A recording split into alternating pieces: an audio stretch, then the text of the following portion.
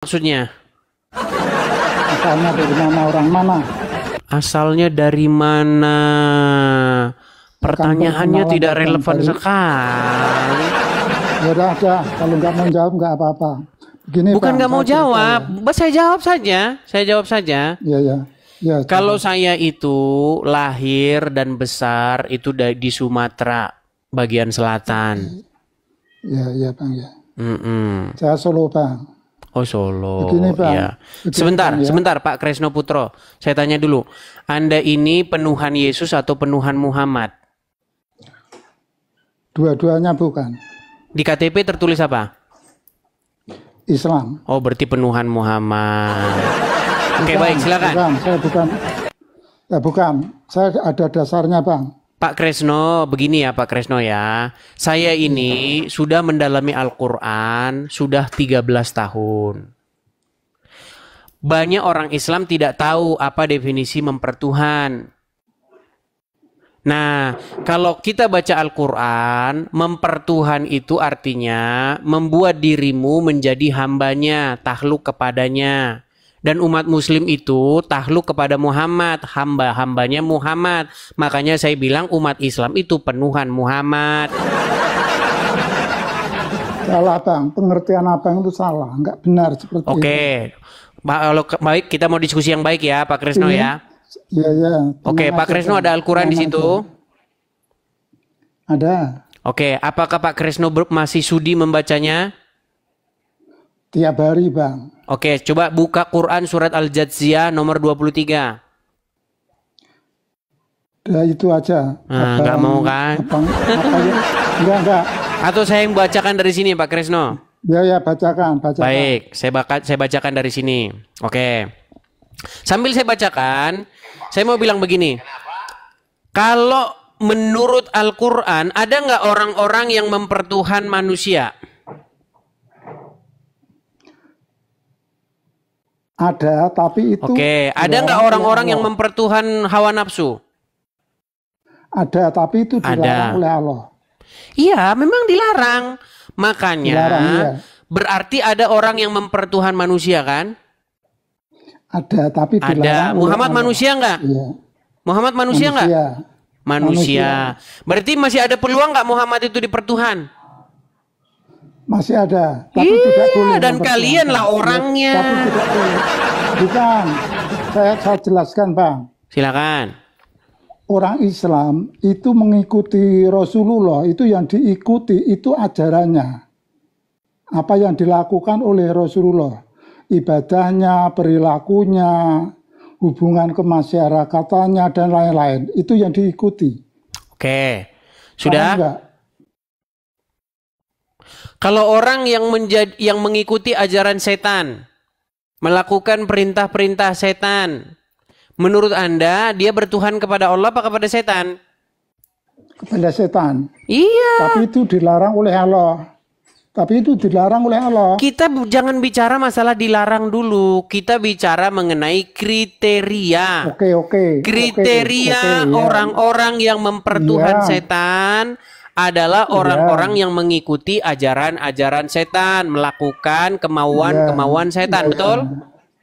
Betul. Nah, sekarang Anda melakukan nggak ajaran-ajaran Muhammad? Saya melakukan apa yang dilakukan. Bang, didengarkan dulu. Silakan. Orang Islam itu mengikuti Muhammad itu yang diikuti itu ajarannya. Iya, tadi kan saya sudah bilang, kalau orang mengikuti ajaran setan, kalau orang melakukan apa yang setan ajarkan, berarti dia mempertuhan Allah atau mempertuhan setan?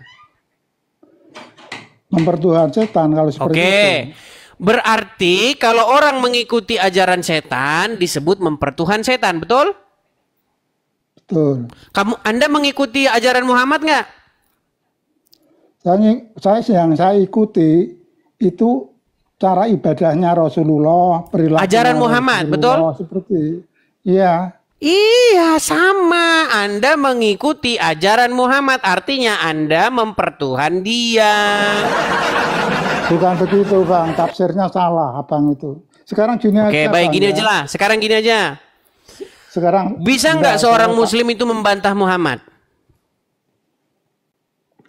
kalau membantah ajarannya tidak bisa, Bang. Nggak boleh. Bolehkah Nggak orang boleh. muslim itu durhaka kepada Muhammad? Nggak boleh. Nggak boleh. Siapa yang orang muslim harus lebih cintai? Lebih daripada apapun? Yang dicintai pertama Allah, yang kedua Rasulullah. Nggak ada yang pertama kedua. Anda itu harus mencintai Muhammad lebih daripada apapun. Bentar, Bang, saya bertanya kepada Bang ya, Bang ya. Kita diskusi ini kan mencari jalan yang benar, betul nggak, Bang? Saya memberitakan kepada Anda jalan yang benar karena Anda ini sedang mengikuti orang yang meninggal di kuburan. Anda ini menjadikan dia segala-galanya, mengkultuskan Muhammad, memuja-muja Muhammad. Enggak begitu. Kok enggak? Enggak. Enggak Pak Kresno, Muhammad. Benar nggak umat muslim memuja-muja Muhammad? Enggak benar. Oke. Kalau saya tunjukkan bahwa itu benar gimana? Silakan. Baik. Saya tunjukkan kepada kalian bahwa umat muslim itu memuja-muja Muhammad. Bagaimana cara muslim memuja-muja Muhammad? Mereka bikin-bikin lagu tentang Muhammad. Mereka memanggil-manggil Muhammad dalam sholatnya. Ya Rasulullah. Bener gak? Salah, Bang. Itu tidak memuja, tapi itu mengagungkan namanya. Kita menghormati karena dia sama saja. Beda, Bang, beda. Oke, kalian mengagung-agungkan Muhammad, betul? Kan sama saja, orang Kristen kan juga mengagung-agungkan. Nah, betul. Ketika Yesus. kami mengagung-agungkan Yesus, memuji-muji Yesus, meninggikan Yesus, memuliakan Yesus, kami tidak menolak ketika kami dikatakan mempertuhan dia. Masalahnya kalian standar ganda. Kalian apa yang kami perbuat terhadap Yesus, apa yang kami lakukan kepada Yesus, itu kalian perbuat kepada Muhammad. Kami memuja-muja Yesus, bernyanyi, memuliakan Yesus, kalian juga sama, memuja-muja Muhammad, bernyanyi juga kepada Muhammad. Banyak lagu-lagunya itu. Ya Rasulullah, pukul-pukul gendang, trung trung trung trung trung trung trung trung. Benar nggak? Beda, Bang. Tapi yang dimaksud... Ya beda lagunya, lagu kalian jelek-jelek. Itu bedanya. Enggak begitu. Terus gimana?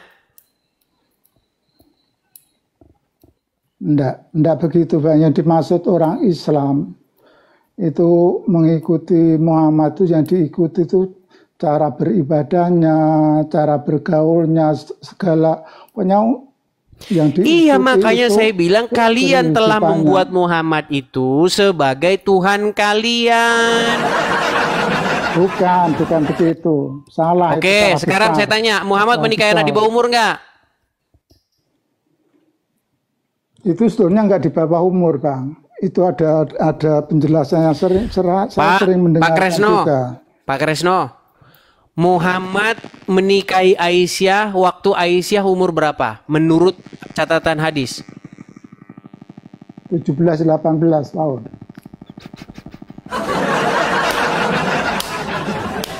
Mana hadisnya? Mana hadisnya Muhammad menikahi Aisyah umur 17-18 tahun?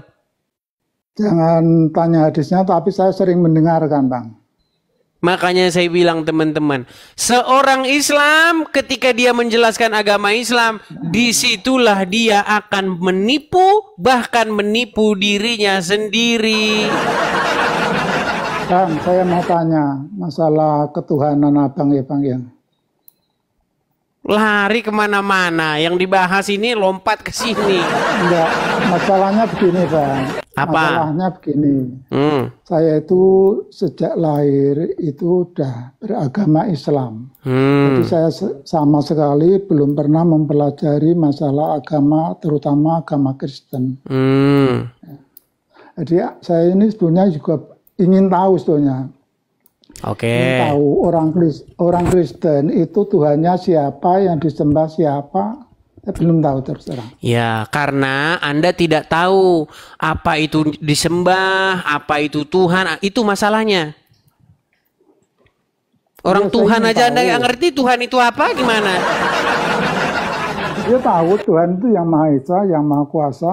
Di mana dalam Quran ada kata Tuhan? Ada. Di mana? Tuhan itu Maha. Coba buka Tuhan itu Quranmu. Maha Kalau Esa, ada Maha kata Kuasa. Tuhan di situ saya terjun dari Monas. Di mana?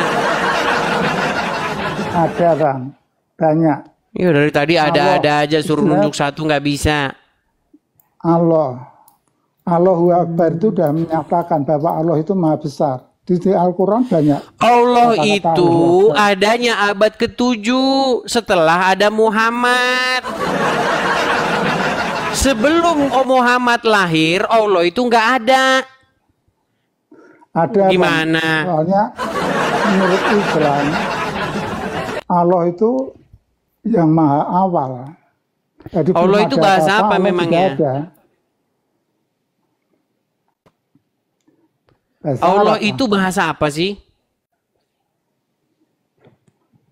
Ya, bahasa Arab. Bahasa Arab. Nabi-nabi di Bani Israel itu bahasanya apa?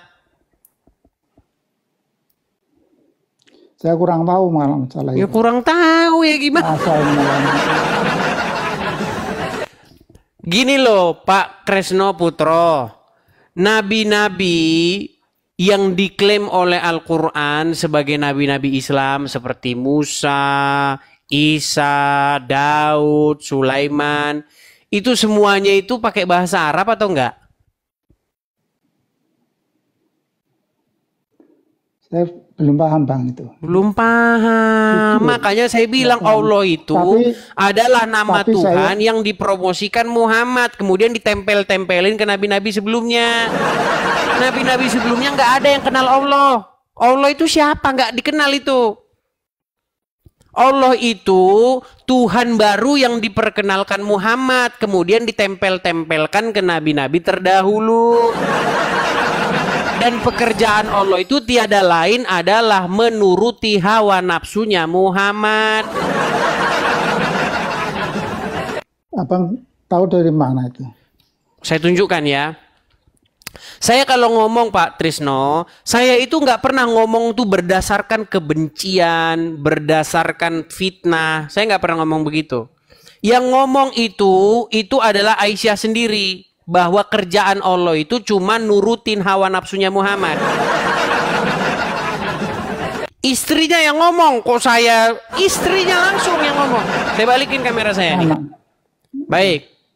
Saya balikan kamera saya, itu ada di dalam Sahih Bukhari nomor 4414. Waduh, memang mereka ini tidak tahu tentang agama Islam, teman-teman ya. Lihat nih. Ini hadisnya ya, Pak Kresno. Ya, coba baca. Baik, nampaknya Anda giat mau belajar nih ya. Ini hadis ini berkaitan dengan surat Al-Ahzab ayat ke-51. Telah menceritakan kepada kami Zakaria bin Yahya, telah menceritakan dan seterusnya ya. Menceritakan kepada kami bapaknya dari Aisyah. Dia berkata, ini Aisyah yang ngomong, istrinya Muhammad. Saya selalu cemburu kepada setiap wanita yang menyerahkan dirinya kepada Rasulullah. Jadi wanita-wanita itu nyerahkan diri, nyerahkan tubuhnya sama Muhammad, biar Anda tahu. Makanya Muhammad ini, itu kelakuannya itu kayak begitu. Aisyah ini cemburu, ya kan? Saya cemburu kepada setiap wanita yang menyerahkan dirinya kepada Rasulullah SAW. Saya berkata, apakah seorang wanita menyerahkan dirinya? Nggak ada harganya kah wanita itu? Dia tanpa mahar, nggak ada maharnya ini. Siapa wanita yang mau menyerahkan diri kepada Muhammad? Udah tidur sama Muhammad, bersetubuh dengan Muhammad. Nih, perhatikan. Saya berkata, apakah seorang wanita menyerahkan dirinya? Maka Allah Azza wa Jalla menurunkan ayat nih. Kamu boleh menangguhkan, menggauli siapa-siapa yang kamu kehendaki, dan siapa-siapa yang kamu ingini, untuk menggaulinya kembali. Nih. Dan siapa-siapa yang kamu ingini untuk menggaulinya kembali dari perempuan-perempuan yang telah kamu cerai, maka tidak ada dosa bagimu. Jadi nggak ada dosa bagi Muhammad, dia itu menggauli perempuan-perempuan yang udah diceraikan sama dia. Inilah enaknya Muhammad. Lalu apa kata Aisyah nih? Saya dalam kurung Aisyah berkata, demi Allah, Aisyah yang ngomong nih, demi Allah, saya tidak melihat Robmu kecuali sangat cepat menuruti hawa nafsumu. Ini kata keinginan ini. Kalau dalam bahasa Arabnya ya, coba nih kita cek dalam bahasa Arabnya ini. Hawa nih. Nih. Fi hawaika.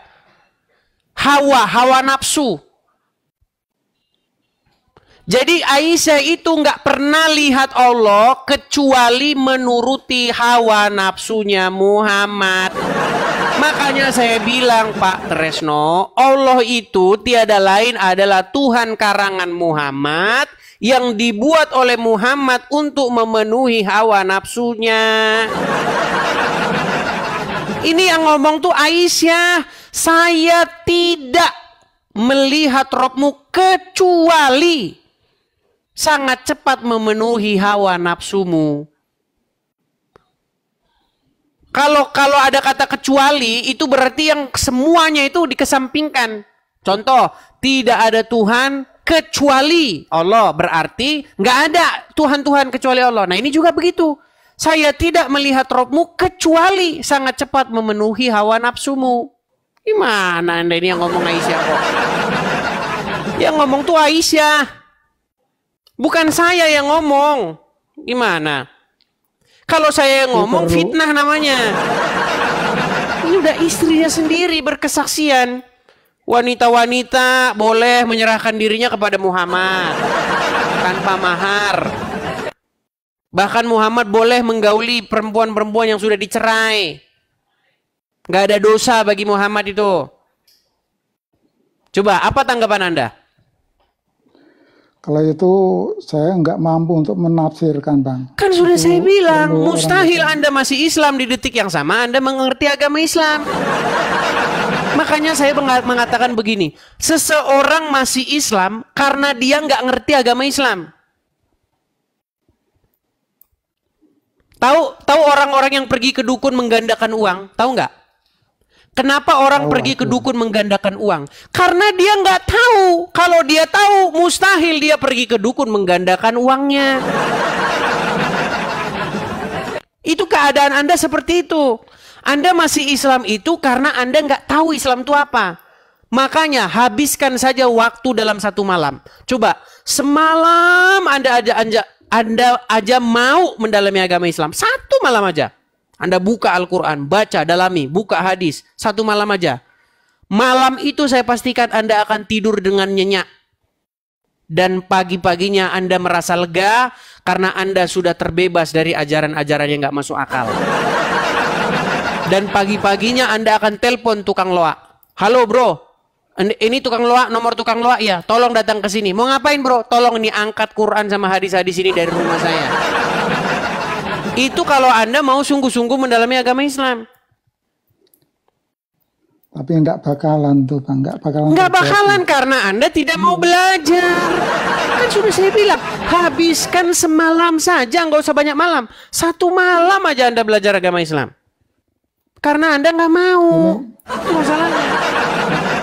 Masalahnya begini Bang, kami sudah yakin sekali bahwa Al-Quran itu ajaran yang paling benar menurut saya. Walaupun dibaca tapi nggak tahu artinya, betul? Ya tahu tapi sebagian Bang, enggak semuanya. Ya tangelamun untuk Al-Quran mengkonfirmasi bahwa di dalam ayat Al-Quran itu ada ayat-ayat yang mutasyabihat. Tahu mutasyabihat nggak? Enggak tahu. Nggak tahu juga. Udah saya bilang nggak tahu. Teman-teman, apa kalian itu mau meragukan saya sih? Kalau saya itu udah 13 tahun diskusi dengan orang Islam, hasilnya itu semua nggak tahu itu, kata-kata nggak tahu itu semua. Karena ini Bang, saya lihat itu yang naik-naik juga orang-orang yang pengetahuan agama Islamnya masih rendah setara dengan Termasuk saya. Anda. Iya, saya akui. Iya, Anda benar, sudah saya akui. mengakui kan, Pak Memang di sini Tresno? iya, di sini kita belajar. Iya, ketika saya mengajari Anda, kenapa Anda menolak? Karena di dalam hati saya sudah yakin bahwa Islam itu agama yang paling benar. Makanya Di buang dulu Al-Quran segala sudah dogma. disebutkan. Gini loh. Sebenarnya ini satu satu statement saya yang cetar membahana dan kalian harus pegang sebagai pedoman hidup. Gini. Meragukan sesuatu itu bukanlah kesalahan. Meragukan sesuatu adalah satu tahap awal untuk memahami sesuatu itu dengan benar.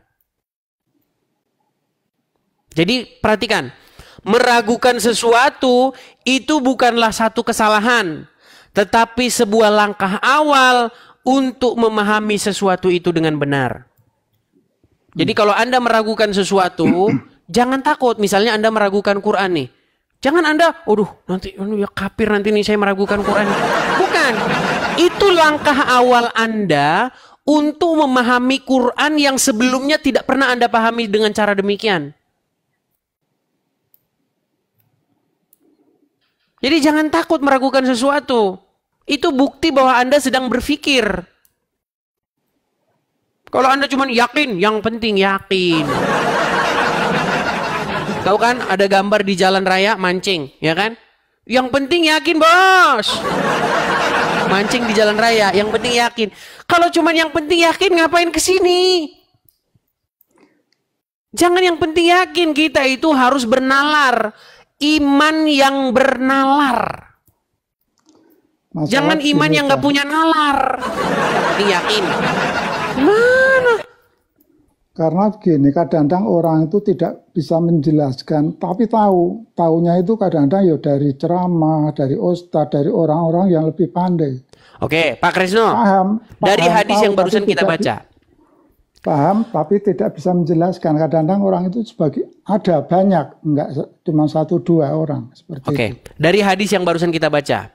Aisyah bilang apa tadi? Dia tidak pernah melihat Allah kecuali begitu cepat menuruti hawa nafsunya Muhammad. Saya tanya, statement Aisyah itu benar atau salah? Saya enggak berani karena itu memerlukan tafsir, Bang. Apanya lagi yang ditafsir, Pak Tresno? Itu kan sudah benar-benar jelas, sudah betul-betul self-explain namanya. Sudah nggak perlu dijelaskan lagi. Itu sudah jelasin dirinya sendiri.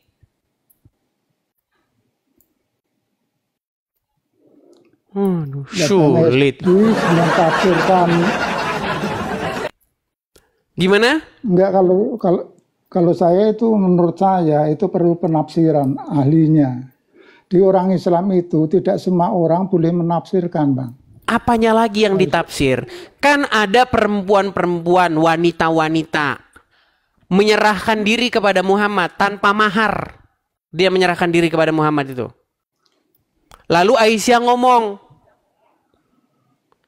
apakah pantas wanita-wanita itu menyerahkan dirinya kepada laki-laki? Kepada Muhammad maksudnya. Lalu Aisyah ngomong, demi Allah saya tidak pernah melihat Robmu kecuali begitu cepat menuruti hawa nafsumu. Di mana lagi, bagian mana lagi yang mau ditafsir? Itu udah begitu jelasnya. Jangan malu Pak Kresno. Anda jadi malu-malu gini nih, gimana ini? Anda sudah malu jadi orang Islam gini. Enggak malu, ngapain malu? Terus kenapa Anda begini-begini? Seperti Anda sudah malu jadi orang Islam. Enggak.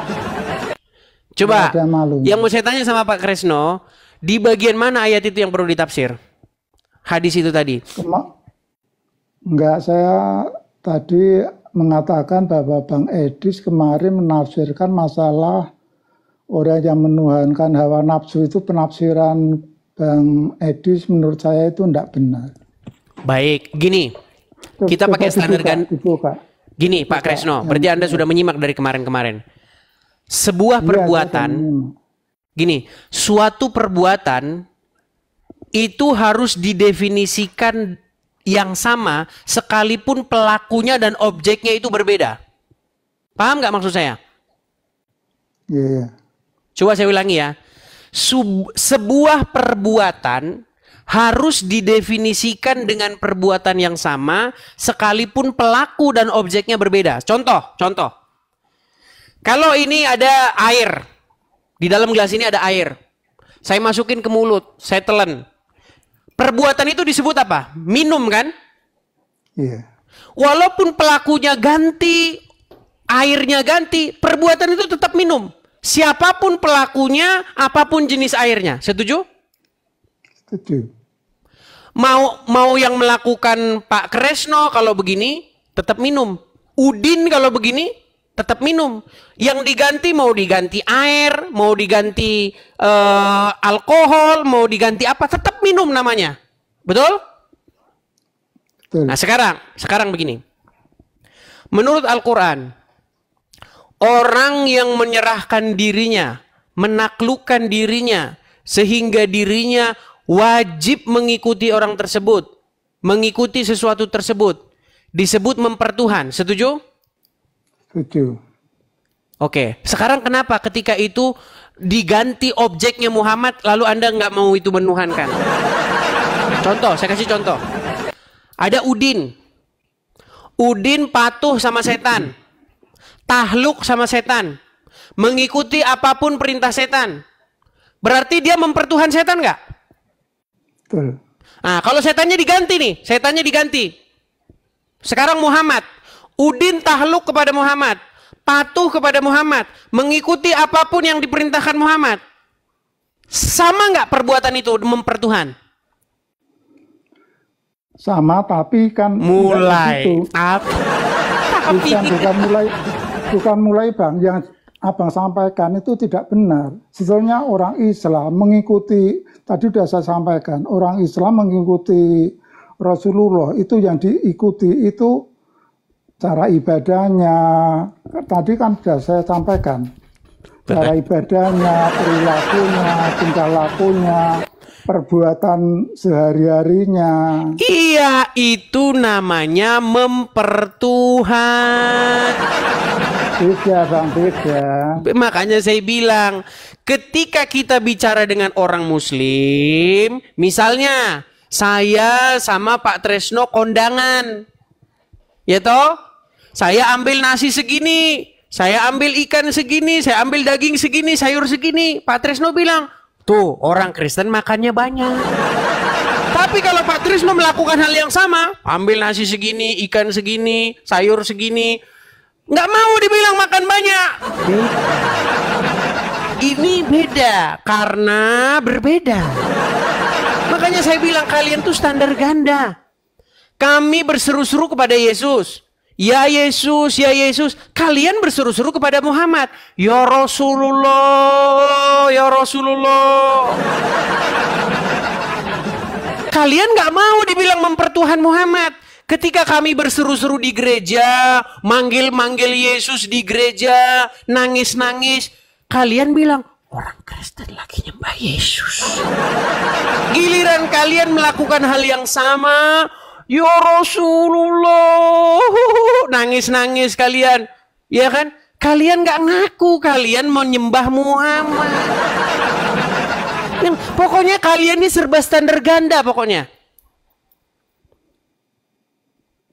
Coba sebutkan satu perbuatan yang kami perbuat kepada Yesus, tidak kamu perbuat kepada Muhammad. Sebutkan apa?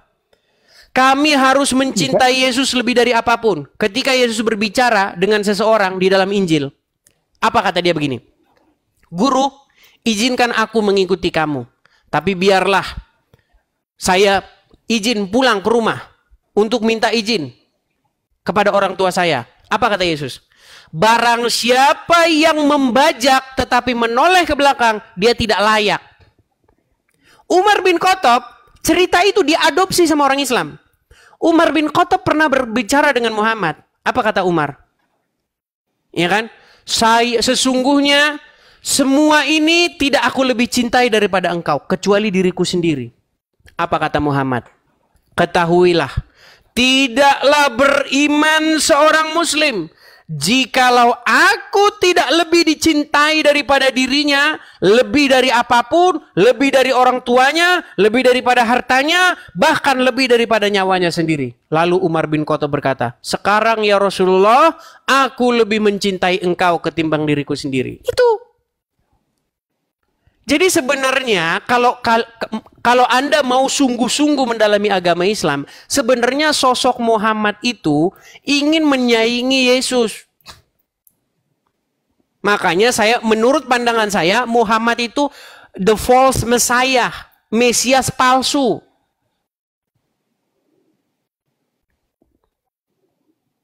Di dalam sudut pandang saya setelah saya mengkaji agama Islam secara mendalam, saya kaji agama Kristen, sosok Muhammad ini adalah sosok yang mencuri kemuliaan Yesus.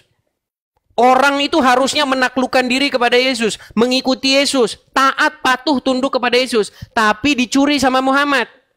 Orang malah mencintai Muhammad, takluk, tunduk kepada Muhammad. Akhirnya apa? Main lempar-lemparan batu ke Arab. Akhirnya apa? Bawa rangsel pergi ke Mabes Polri. Karena dia terlalu mencintai Muhammad. Seandainya dia mencintai Yesus, tidak mungkin dia bawa rangsel ke kantor polisi. Itu yang terjadi. Berapa banyak orang bawa rangsel pergi ke kantor polisi, meledak di sana? Berapa banyak? Karena dia cinta kepada Muhammad itu, bukan karena dia cinta kepada Yesus. Coba camkan perkataan saya itu. Saya melakukan kajian mendalam terhadap agama Islam. Tapi itu bukan ajaran Islam, Bang. Bukan ajaran agama Islam dari mana? Jangan disalahkan Islamnya, itu orangnya. Memang saya tunjukkan hadisnya. Apakah perlakuan mereka itu mencerminkan Muhammad nih? Perhatikan ya, saya tunjukkan. Kalau saya ngomong pakai dalilnya, Pak Kresno. Nih ya, saya balikan layar saya. Ya, dia kan melanggar, Bang. Nih. Ini hadis dalam Sunan At-Tirmizi nomor 2531. Apa dikatakan di sini? Perhatikan. Sunan At-Tirmizi telah menceritakan kepada kami dan seterusnya, Abu dan seterusnya. Nih, Rasulullah bersabda, saya diperintahkan untuk memerangi manusia hingga mereka mengucapkan tidak ada Tuhan yang berhak disembah selain Allah. Apabila mereka mengucapkannya, maka mereka telah menghalangiku untuk menumpahkan darah dan merampas harta mereka. Lihat nih. Ini Muhammad nih. Jadi kalau ada orang sekarang, ketika dia lihat orang yang belum mengucapkan syahadat diperangi, dia sedang mencontoh Muhammad. Kenapa Amrozi pergi ke Bali? Coba kenapa mereka meledak di sana? Karena mereka baca buku-buku yang seperti ini. Mustahil mereka baca Injil, Pak Kresno. Kalau mereka baca Injil, mereka tidak akan mungkin berangkat ke Bali untuk melakukan seperti itu, bondir-bundir begitu. Makanya saya bilang, kalau Anda mempelajari agama Islam secara mendalam, Anda menghabiskan waktu. Jangan dengar katanya-katanya. Itu kan kata dia. Dulu saya juga seperti itu. Katanya pendeta, katanya ustadz. Tapi semenjak saya dalami, saya buang dulu katanya-katanya itu. Saya pelajari dulu. Saya nggak mau katanya-katanya. Jika Anda betul-betul mendalami, pegang omongan saya. Ketika Anda nanti sudah meragukan Muhammad, sudah tidak percaya lagi kepada Muhammad, disitulah Anda akan memanggil tukang loak untuk mengangkat buku-buku itu dari rumah Anda. Nggak mungkin terjadi, Bang. Ya, karena Anda tidak mau mendalaminya. Iya. Soalnya itu yang diperangi itu tadi, yang disebutkan itu tadi kan orang kafir yang memerangi orang Islam juga. Tidak ada di situ tulisan orang kafir yang memerangi orang Islam, nggak ada. Itu tambahan-tambahan Anda. Di situ saya diperintahkan untuk memerangi manusia. Nggak ada di situ saya diperintahkan untuk memerangi manusia yang memerangi saya. Nggak ada. Itu tambah-tambahan dari kalian.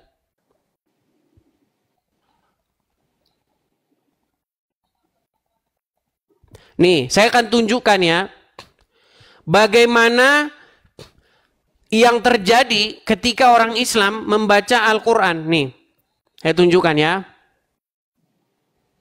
Ini adalah pengaruh Al-Quran terhadap orang yang membacanya. Beda dengan pengaruh Bible terhadap orang yang membacanya. Saya kalau ngomong mungkin terlalu keras ya, tapi yang saya katakan ini fakta. Saya balik dulu kamera saya lagi ya. Nih. Maaf.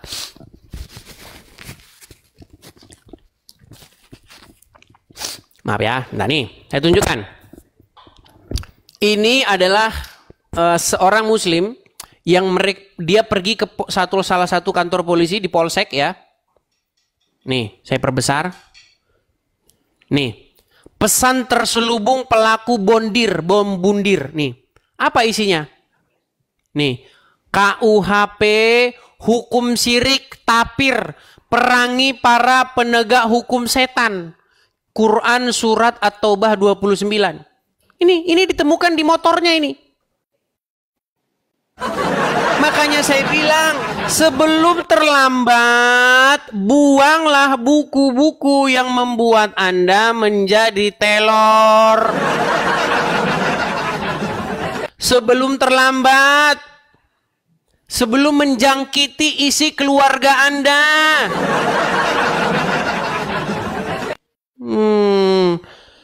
Pak Kresno Putro, saya tahu Anda masih minim pengetahuan tentang agama Islam, saya tahu.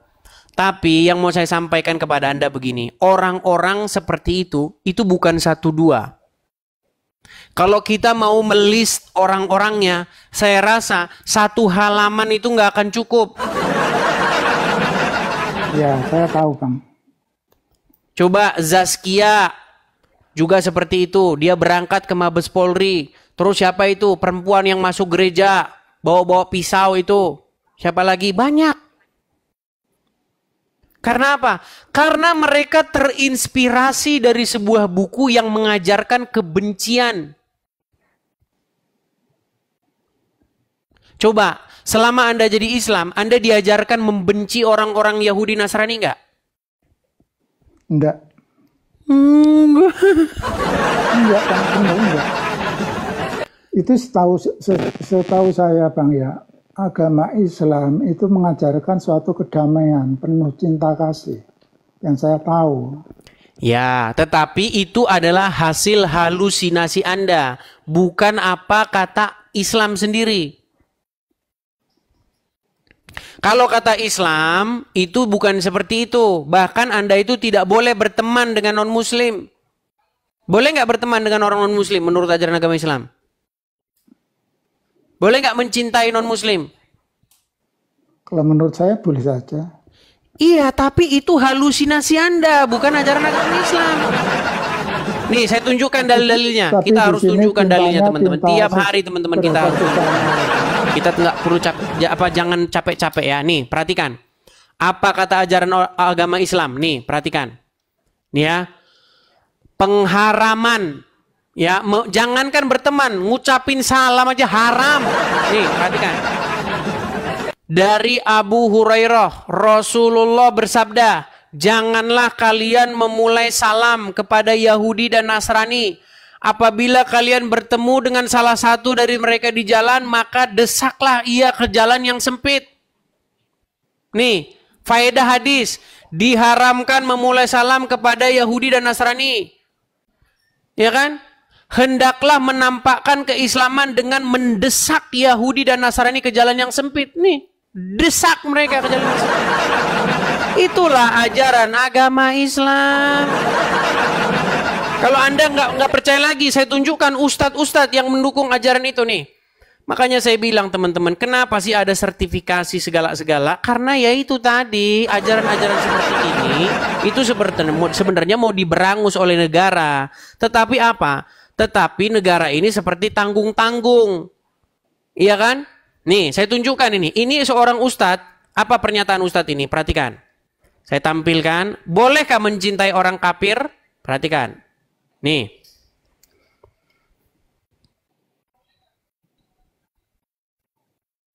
Umat Islam ini dibodohi oleh siapa? Oh, bukan ini, sebentar. Nih. Bolehkah seorang muslim mencintai kafir? Perhatikan. Maksudnya kan kita menghadapi orang kafir, ya tetap dia orang kafir. Maksudnya apa? Barok orang kafir. Nggak bisa mencintai orang kafir, nggak boleh orang beriman mencintai orang kafir, tidak boleh selama-lamanya, tidak boleh. Hatta dia orang tua, anak, saudara nggak boleh mencintai orang kafir, nggak boleh ada seberat jarroh ini cinta orang kafir, tidak boleh selama-lamanya. Kalau dia mencintai orang kafir, maka dia bukan orang beriman. Orang munafik itu bukan orang beriman. Nah, lihat itu.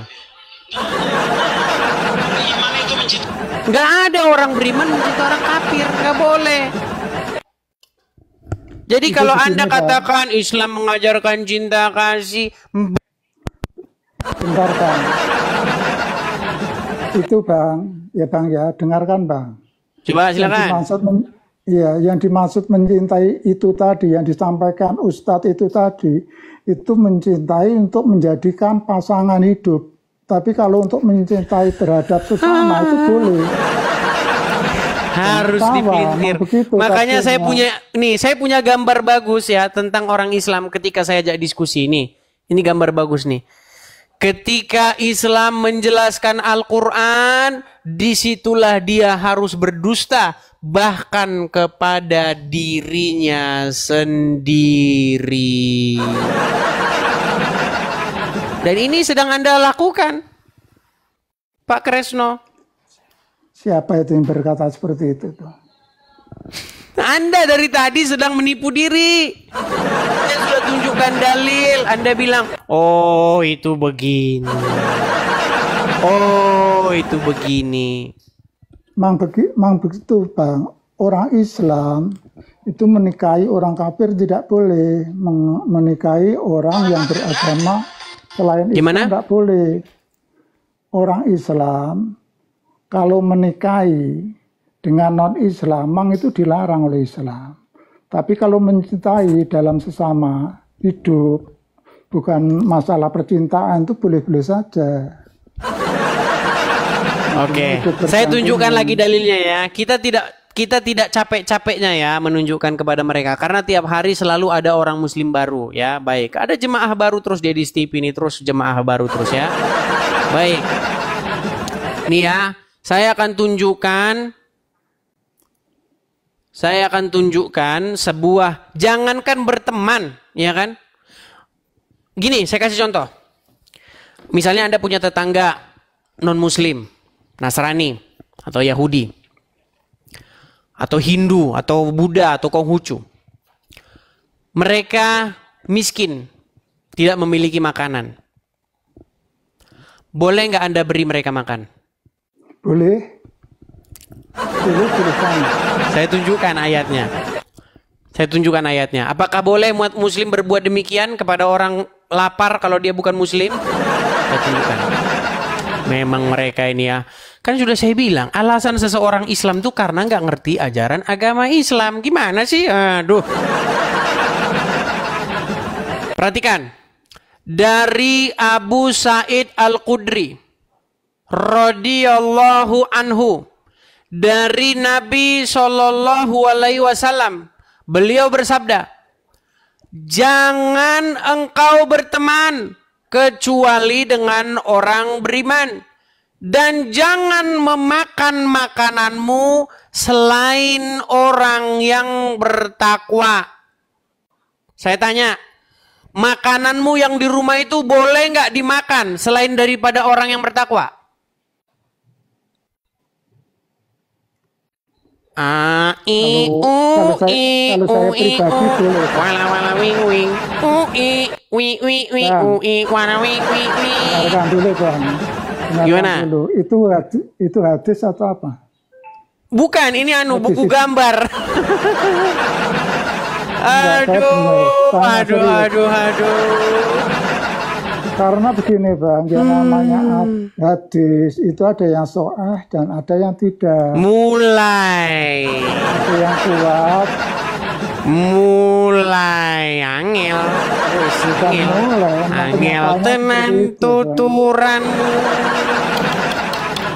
Angel tenan tuturanmu. Saya pakai belangkon besok dah. ambil belangkon saya dulu lah. Aduh, susah kita ngedalang dulu aja. Kan bisa jadi itu tidak soal, tidak soal. Baik.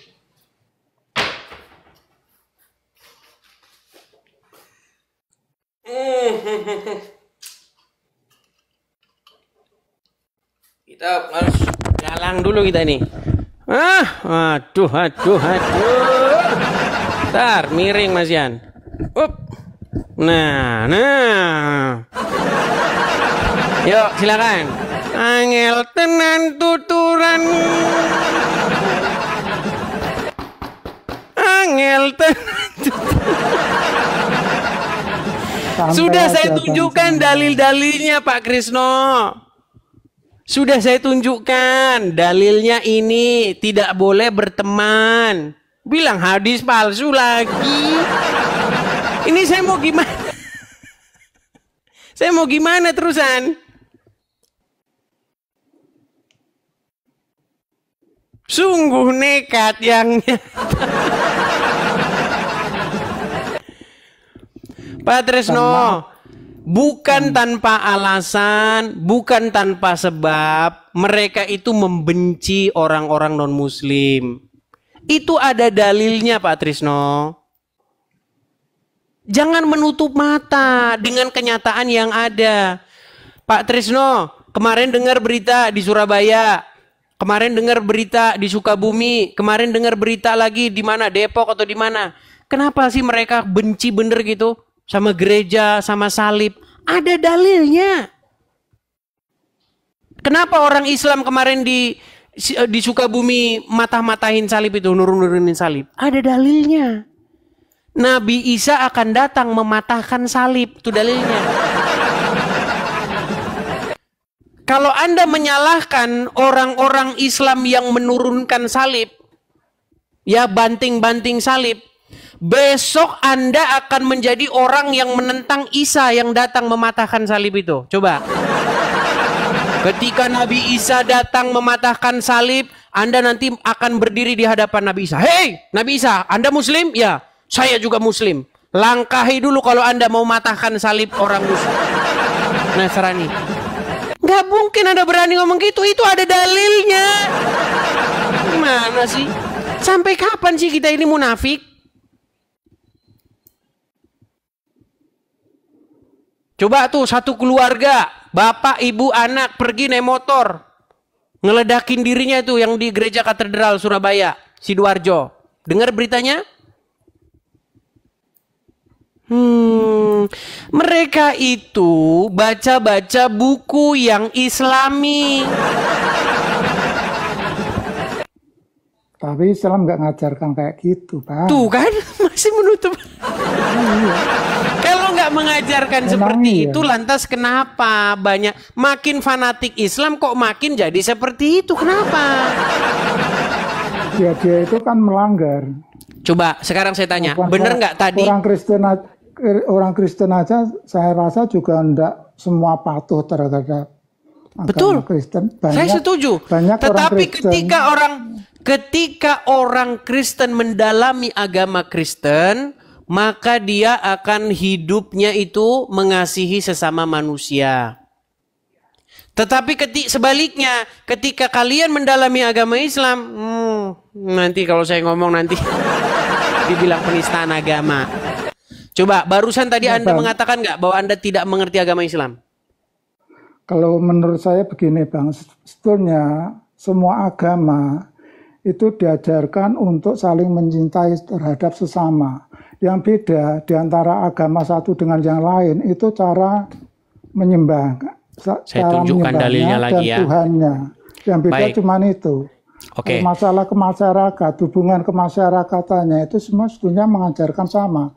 Tidak cuma Kristen, Islam termasuk Konghucu, Hindu itu juga mengajarkan supaya dari tadi Anda ngomong itu bukan berdasarkan Al-Quran dan hadis. Dari tadi Anda ngomong berdasarkan halusinasi. Perhatikan. Kita bandingkan ya. Kita bandingkan apa yang Anda ucapkan dengan apa yang tertulis dalam Al-Quran. Sebentar ya. Saya akan tunjukkan pernyataan Anda dengan pernyataan Al-Quran. Perhatikan ya, pelan. Siap. Tadi Anda mengatakan bahwa umat muslim diajarkan mengasihi sesama manusia. Iya.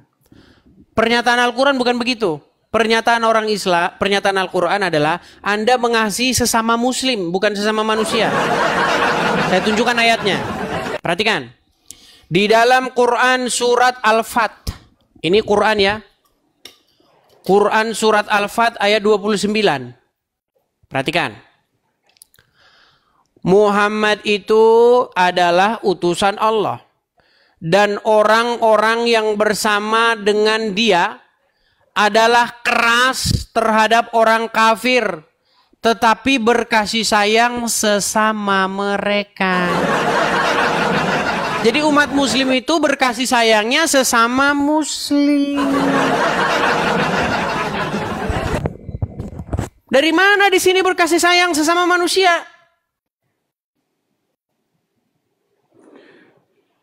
Oh, itu perlu tafsir. Langsung saya nanti ngedalang lagi. Angel tenan tuturanmu, angel tenan tuturan. Pak De. Nah, itu dia. Loh, gimana? Al-Qur'annya bilang sesamamu, bukan sesama manusia. Coba, gimana tanggapan Anda? Sambil saya menunjukkan apa yang tertulis dalam Injil.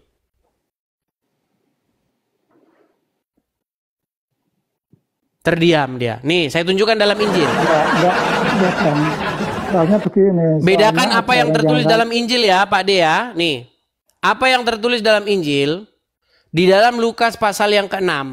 Nih, kita mulai mengenai hal mengasihi ya nih. Perhatikan apa kata Yesus. Tetapi kepada kamu yang mendengarkan aku berkata, kasihilah musuhmu, berbuat baiklah kepada orang yang membenci kamu.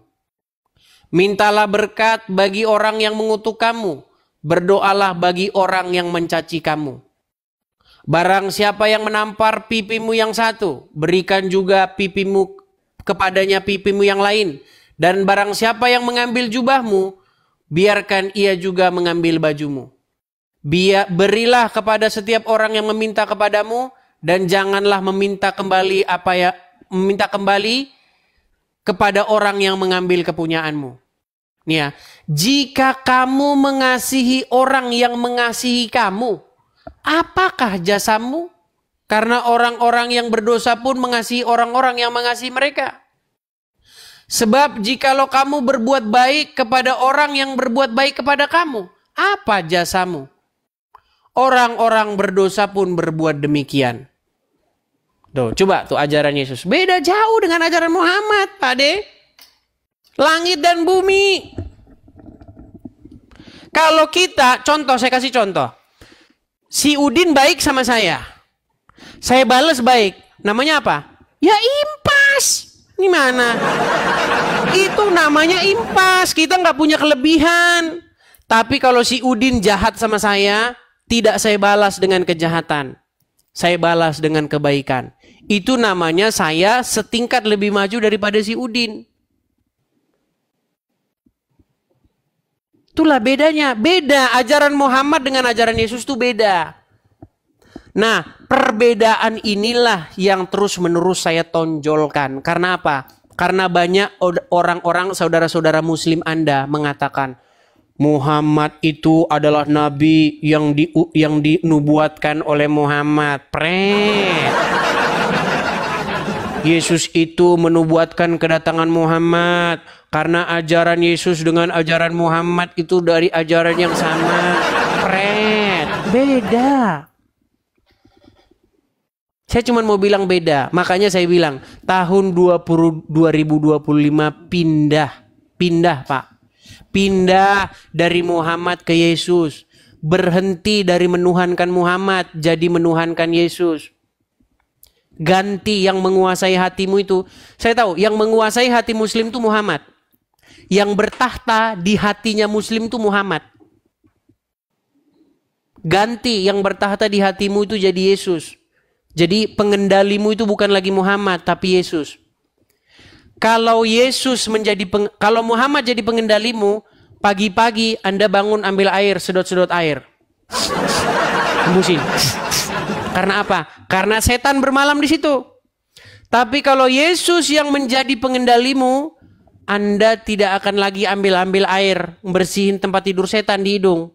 Karena setan tidak akan lagi tidur di hidungmu. Makanya Bang, di hati kita ini kan ada tahta.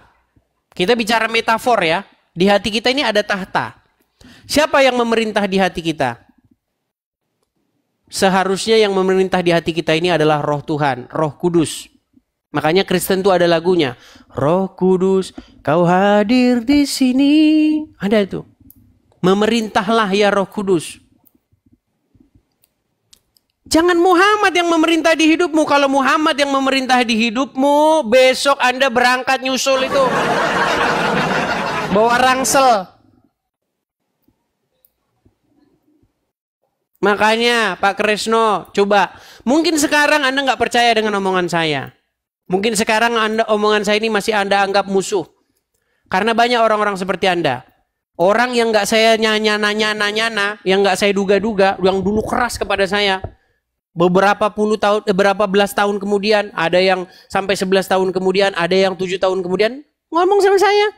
Masih ingat saya nggak katanya? Dulu saya debat sama kamu begini-begini, sekarang saya sadar bahwa omongan kamu itu benar. Banyak yang begitu.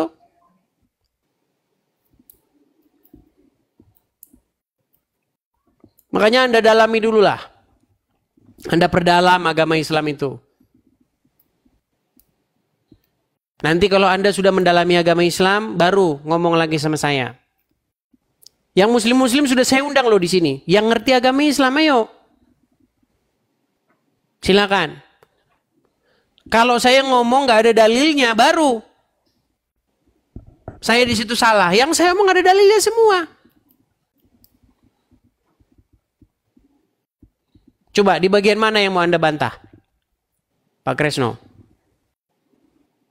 Itu di surat apa yang kemarin masalah orang menuhankan hawa nafsu itu penafsiran Bang Edis. Menurut saya kurang tepat itu. Coba dibuka. Oke. Buka coba. Baik, coba saya tampilkan. Diperlihatkan saya. Baik, saya perlihatkan ya. Surat Al-Jatsiyah ayat 23 ya. Al-Jatsiyah 23 saya balikkan. Ini ayat penting sekali teman-teman ya. Tapi banyak Kristen yang udah bosan karena ayat ini udah terus-menerus kita bahas nih. Nih. Surat Al-Jatsiyah ayat yang ke-23. Maka pernahkah kamu melihat orang yang menjadikan hawa nafsunya sebagai Tuhannya? Nah, yang menjadi titik permasalahan kita di sini adalah berarti ada orang yang Tuhannya itu adalah hawa nafsunya, betul? Dia tidak bertuhankan Allah, tetapi bertuhankan kepada hawa nafsunya, betul?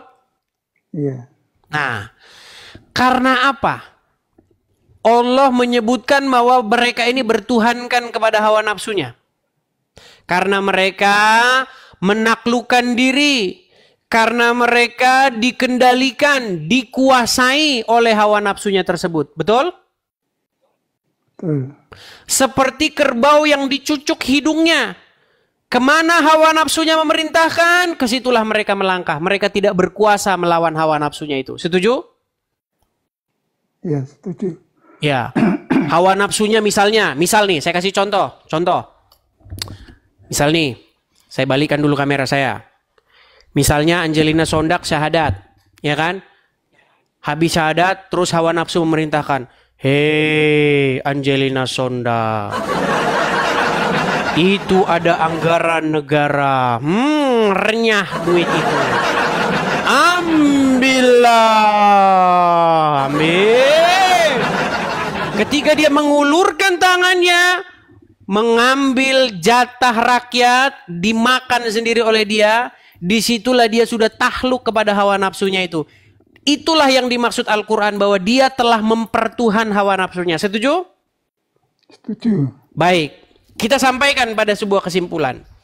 Jadi seseorang yang menaklukkan diri, membuat dirinya dikendalikan penuh sehingga tidak berkuasa, seperti kerbau yang dicucuk hidungnya terhadap sesuatu, maka menurut Al-Quran mereka telah mempertuhan sesuatu itu. Sekarang, kalau seseorang berbuat seperti itu kepada Muhammad, kenapa Anda menolak mengatakan bahwa itu juga mempertuhan Muhammad? Contoh, sebagai seorang muslim, saya sudah mengatakan, seorang muslim yang sejati itu adalah orang yang menaklukkan dirinya kepada Muhammad. Dia menundukkan dirinya kepada Muhammad. Kalau Muhammad ngomong, apa katanya? Sa'mi'na wa to'na. Tahu nggak apa arti sa'mi'na wa to'na? Iya. Apa artinya? Ya menurutlah. Mengikuti apa yang diperintahkan. Iya. Apa perkataan yang keluar dari mulut muslim jikalau anaknya Aminah sudah berbicara? Sa'mi'na wa to'na. Kami mendengar dan kami taat. Makanya saya bilang, keadaan seorang muslim di hadapan Muhammad adalah seperti keadaan lembu yang dicucuk hidungnya, yang tidak mampu berbuat apa-apa kalau Muhammad sudah mengatakan sesuatu. Ketika kamu membantah Muhammad, kamu dihukumi durhaka. Surat Al-Ahzab ayat 36, apa dikatakan? Tidaklah patut bagi laki muslim maupun perempuan maupun laki-laki muslim yang jikalau Rasulnya sudah menetapkan ketetapan, Allah dan Rasulnya sudah menetapkan ketetapan, maka mereka memiliki pilihan lain tentang urusan mereka. Nggak boleh. Makanya kalian ini di bawah kendali penuh kontrolnya anaknya Aminah. Berkali-kali saya sudah jelaskan ini dengan bahasa yang mudah. Ketika setan, ketika hawa nafsu mengendalikan Anda, hei, kiri, Anda harus kiri. Kanan, kanan. Duit orang, ambil. Sesungguhnya Anda sudah di bawah kendali setan, di bawah kendali hawa nafsu. Dan menurut Al-Quran, itulah keadaan mempertuhan itu. Keadaan mempertuhan itu keadaan yang seperti itu. Dan keadaan umat muslim di hadapan Muhammad itu persis seperti itu. Kalian menuruti kemauan Muhammad. Muhammad mengendalikan, menguasai hati kalian.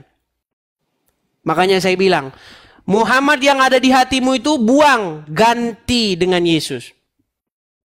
Jikalau Yesus yang ada di hatimu, hei, kau di bawah kuasaku, kau di bawah kendaliku, lakukan apa yang ku mau, maka kamu akan selamat. Itulah yang Bapa mau. Bapa di sorga menginginkan supaya semua orang takluk kepada Yesus yang diutusnya.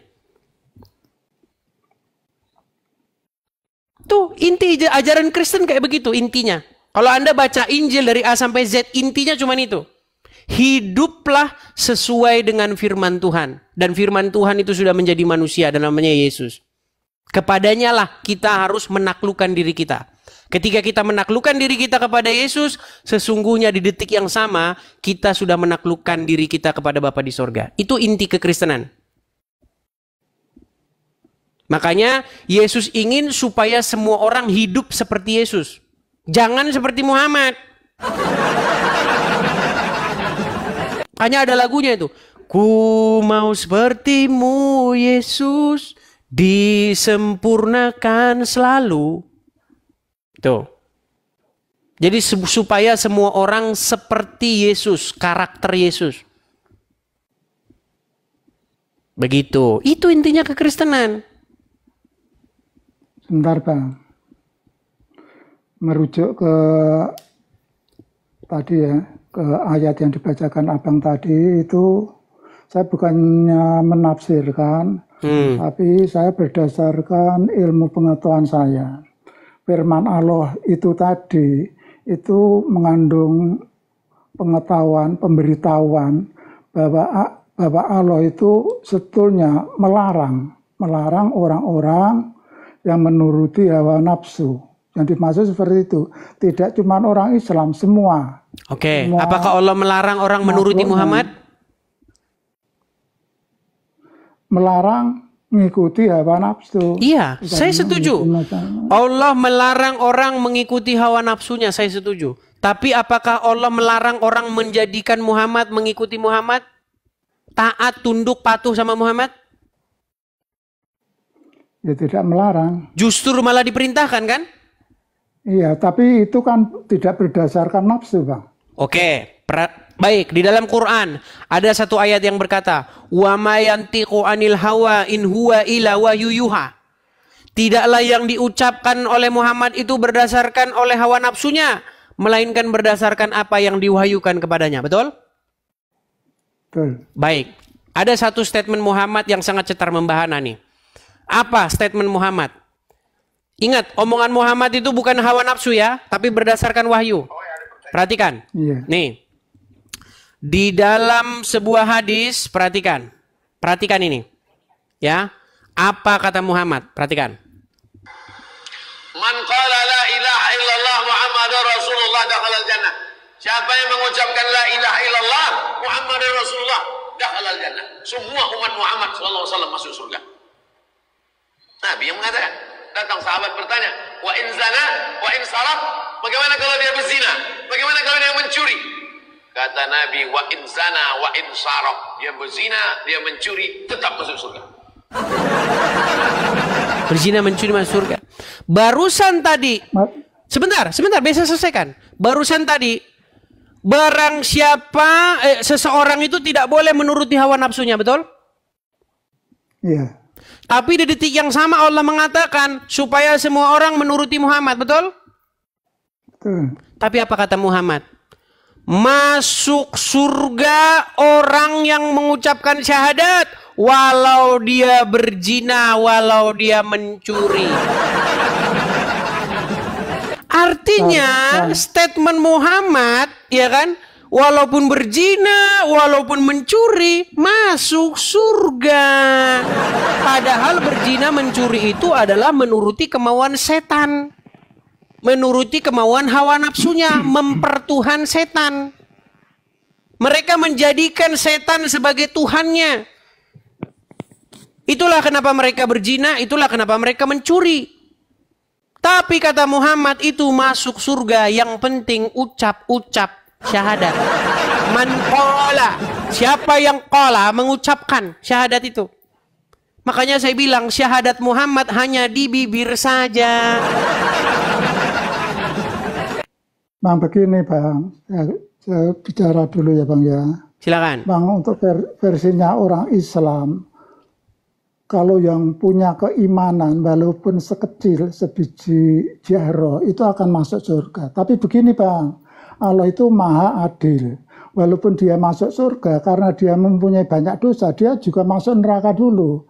Setelah dosanya sudah habis, sudah dibalas di neraka, dia baru masuk ke surga, begitu. Dan ketawa, nah begitu. Baik. Sekarang nah, begini. Begitu ajarannya. Oke. Adakah hadis itu menyebutkan bahwa mereka masuk neraka dulu? Apa langsung itu, masuk surga? Yang namanya manusia kan enggak luput dari dosa. Inilah kalau, apa bedanya. Seperti itu. Kalau ini apa bedanya? Semua orang masuk neraka, baik. Yang masuk surga. Baik, saya tunjukkan ayat di dalam Bible yang sejenis ya.